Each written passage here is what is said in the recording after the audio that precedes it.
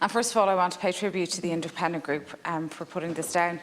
I'm standing in for Senator Hoey, but members of our grouping attended the briefing that was held recently, and the campaigners showed an excellent grasp of the issues, but also excellent advocacy on behalf of both their members and people who've been affected by neurological conditions.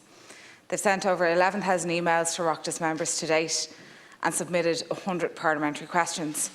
So I want to pay tribute to the campaigners and those affected by neurological conditions, and know that their hard work and dedication hasn't gone unnoticed, and particularly by the independent group who put this down. As has been said by previous speakers, neurological nurses deal with conditions such as multiple sclerosis, Parkinson's, epilepsies, migraines, brain injuries, and the list goes on. The work that these nurses do in helping support neurology patients is crucial. Their expertise even allows them to intervene to avoid hospital admissions. And one study showed where people had access to specialised nurses, there was less pressure put on emergency services, meaning that there was less hospital admissions, meaning that it cost less money. At a time when our emergency departments are almost being crippled due to immense pressure of COVID and other issues, there's bed shortages, lengthy waiting times, more neurology nurses has the potential to benefit not only the patients, but the HSE as a whole. We are far below our internationally recommended ratios for neurologically specialist nurses.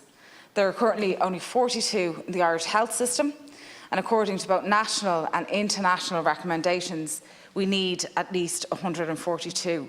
That leaves a shortfall of 100 nurses. In my own constituency, St James's Hospital is the main neurology centre, and they urgently need at least 10 extra neurology nurse specialists.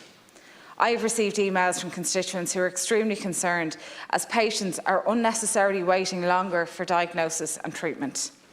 Based on the catchment area, national and international guidelines recommended that there should be 14 neurology nurse specialists, but there are only 4.